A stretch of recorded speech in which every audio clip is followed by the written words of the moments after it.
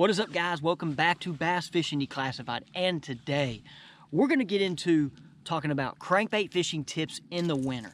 I know right now with the whole talk of forward-facing sonar, the Jimi rig, guys, you can't forget that this dude right here and other style crankbaits can catch them in the winter. Now, hey, let's go get into it. One of my favorite lures for generating strikes during the winter months is a crankbait, but I like to fish it a little bit different. I like to fish it much more like a jig. And in this case, what I'm going to do is choose a crankbait that runs a little bit deeper than the area that I'm fishing to ensure that I'm making bottom contact.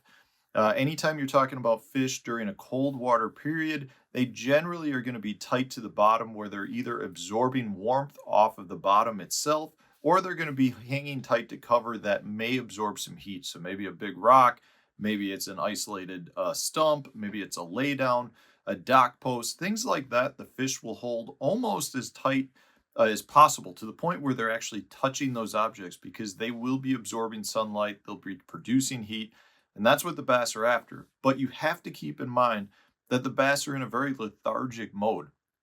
A lot of them may only be feeding once every couple of days, and therefore they're not going to be really aggressive. So you got to get your crankbait down into their strike zone. And because of that, I like to drag it on the bottom. I'll actually slow pull, let the bait float up, slow pull, and I'm trying to make contact with as many objects as I can. This is a great way to generate strikes from fish that are holding very tight to cover, because by doing that sweeping method, really what I'm doing is I'm pulling the bait a little bit and letting it sit there, slowly float, pulling the bait a little bit, and I'm keeping it in the strike zone for those fish. So if you're retrieving a bait that's a crankbait that says, or that goes maybe 6 feet down over 8 feet, you're not getting down to where the fish are. The fish are going to be in that very bottom part of the water column, and a lot of times in order to get them to bite, you have to present your bait right in front of the fish's mouth. That's why I love to do that sweep and pause retrieve, because that's keeping my bait on the bottom, but it's moving it very slow. And if I can deflect that crankbait off of an object, it's going to create that small movement that will still generate those fish to react to my bait. It's generally a very slow process. It's much more of what I consider like a finesse cranking, but it works wonders during the cold water period. Now, I like to fish it on pretty traditional crankbait gear. One of my favorite cranks is the Berkeley Dime. They make it in a 4, 6, 10, 15 depths, different sizes for different depths. So it's a really good crankbait to get down there, but it runs very true and it deflects very well. And it just seems to be a tight wobbling bait that generates a lot of strikes during the winter. And then I'm fishing it on a custom built MHX CB906. So it's a blended rod, but it's 7.5 foot long, 6 power. So it's got that soft tip that you want in a crankbait rod, but still has plenty of backbone to actually drive the hooks home. And then I'm fishing it on a Revo Xenon X, and from a line standpoint, I'll throw it on straight fluorocarbon, anywhere from 10 to 15 pound test, just depends on water clarity. Generally speaking, I like to go with lighter line if I can do that, but you got to try that slow sweep pause motion during the winter months. You got to make sure you're making bottom contact, and you want to keep that bait in the strike zone. That's how you'll generate more strikes on a crankbait during the winter. Okay, guys, what I'm going to do is actually be on the water. I'm going to talk about how I like to fish these flat side crankbaits in the winter. Guys, I love to throw a lot of style crankbaits in the winter. Okay, the shallower flat side, man, these can catch fish as well. Now, what I like to do, and I've talked about in a video. I made a crankbait video last year for winter fishing. But you see right here, here's like a main channel swing rock wall, rock bank. Okay, now look, there's kind of like a point right there, a flat rounded point. Then you kind of have this little drain right here. And now this lake has grass, which is another factor, but I really like to be fishing it around wood. Okay, now this was of course just something pre-forward facing sonar. You do not need this. This could help, right? But in the right conditions, now this water is really clean, so I'm not like saying this is probably the best with this water. I like it more in stain water, but if there's grass, you can do it in clean. But I'm trying to get as close as I can to these wood and hit it off. Okay, like I just hit it there. All right, guys, and you might be thinking, well, hey, you might get hung. there's a couple times you might get hung, but like right there, I just deflected it off the wood, and man, that might create a good reaction strike and a big one. So I will try to cast this thing down. Now there's probably more wood, guys, than you see out of the water, okay? So I'm gonna, you know, reel this thing down here.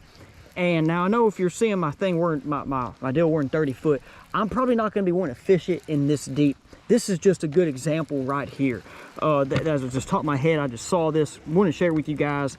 So like, you know, probably more of the middle of the creeks, once again, stained water, and I'm gonna try to deflect it. Now, one thing, if I can get it done real quick, is if you do deflect it or fill that wood, then you can kind of kill it, okay? And these things will kind of float up like a jerkbait when that water's real cold. See, like right now it's 53 degrees, and you know, I'm talking, if that thing's 45, this right here can catch them. I know a wiggle wart, rock crawler are two other good rock baits, but man, you can also throw those around wood as well. Like right there, I just hit that grass. I hit that grass, gonna let it kind of do its thing. But guys, so, and you can also fish these other ways too, okay? So one thing I know, oh, there's some bait fish up there. Kind of jerking it, okay? When that water gets real cold, you can kind of jerk it. But I'm really trying, like I said, hitting this wood right here. And like I said, you know, we're not that deep, right? You know, this thing doesn't go that deep. So, but it's, like I said, better in that stained water. And so, guys, you know, this right here is a good way to catch some big fish, you know, and also a fun way to catch fish as well. Now, what I really like I said, I know this, you see all this wood and you might get kind of scared, but like those little points like right there and right there, man, gosh, that's where this thing right here can shine, okay? Guys, you know, I'm throwing this on a 7.6 medium heavy. This is a a moderate action rod. This is more of a crankbait style rod, okay? So make sure, you know, you want to throw it more on those crankbait style rods. So let's see if I can get this right here about this guy, okay? Now, once again, as you've seen, I do not need forward facing sonar for this. I'm using my eyes, about to hit it right, oop, there it goes right there. I just went right over that thing good, okay? Right over it good. And you might be thinking, hey, cold water, you know, I mean, you're gonna be throwing a crankbait, yes. And switch the retrieves. There's gonna be times, guys, you can reel this thing, real fast. Look, I thought I was about to get hung. You can reel this thing fast. Now I'm using a slower gear ratio reel, okay? 5/6 to 1 right there. I like it so I can reel this thing fast, and it's not like super fast. It's not like crazy speed cranking, you know, if you ever, you know, when you hear the term speed cranking. Okay, now I know you're kind of seeing, like, I'm just, you know, seeing the edge of the grass. Once again, if you have a grass lake, you know, you might want to try to hit the edge of that grass with this thing. And like I said, we're not fishing super deep right here. Oop, there it goes right there. Okay, I know one guy's, you know, that's why I like to throw that rattle trap. They can rip that thing right up. But guys, hopefully you enjoy. Let me know if you like this style of on the water more than, you know, me sitting there and talking to you guys. And like I said, if you have any other questions, let me know, and we appreciate it. Just go see what the next angler has to say. Hey guys, welcome back to another edition of Bass Fishing Declassified. Really appreciate you guys joining us today. Got a really good crankbait tip for winter fishing in today's video. Going to give you guys some good juice on this to really increase your odds of catching some good ones on crankbaits coming up. Now, I think a lot of people, a lot of people don't consider a crankbait a wintertime fishing lure, but it really can be, unless you're fishing a part of the country where your water temperatures are super cold, like, you know, upper 30s to low 40s.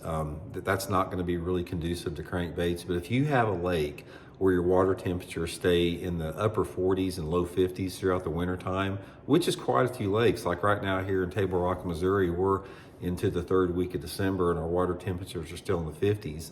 So a lot of the places in the country, you know, you have that range. One of the most important things you can remember in the wintertime is you have to fish your crankbait at the right speed, because the bass, their metabolisms vary in the wintertime. They're not as completely dormant as a lot of people think, but then again, they don't chase quite as much. So there's sort of a little window of aggressiveness that the fish have in terms of how fast they want a bait to be moving.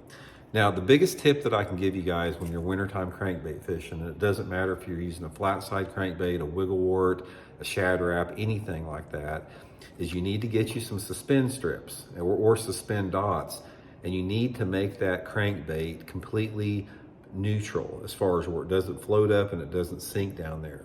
This is extremely critical on a crankbait in the wintertime, that you reel that crankbait down there and it stays at the same level if you stop it and start it again.